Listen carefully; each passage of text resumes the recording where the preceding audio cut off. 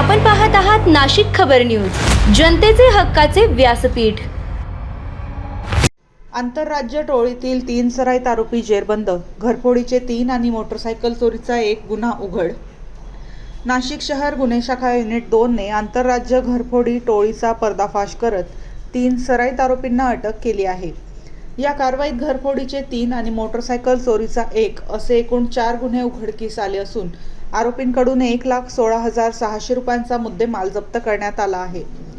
Police आयुक्त संदीप कर्णिक यांच्या आदेशानुसार घरफोडीच्या गुन्ह्यांचा तपास सुरू असताना गुन्हे शाखेला गोपनीय माहिती मिळाली।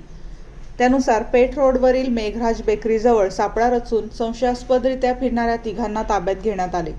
चौकशीत त्यांनी नाशिक शहरात घरफोडी आणि मोटरसायकल चोरीचे गुन्हे केल्याची कबुली दिली।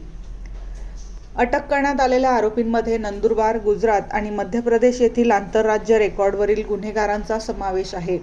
आरोपींकडून चोरीची होंडा शाईन मोटरसायकल, घरफोडीचे साहित्य आणि रोख रक्कम जप्त करण्यात आली।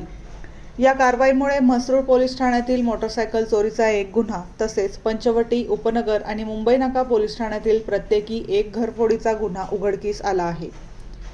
पोलीस उपायुक्त किरणकुमार चव्हाण आणि सहाय्यक पोलीस आयुक्त संदीप मिटके यांच्या मार्गदर्शनाखाली गुन्हे शाखा युनिट 2 चे प्रभारी अधिकारी हेमंत तोडकर तसेच त्यांच्या पथकाने ही यशस्वी कारवाई केली असून आरोपींना पुढील तपासासाठी म्हसरूळ पोलिसांच्या ताब्यात देण्यात आले आहे।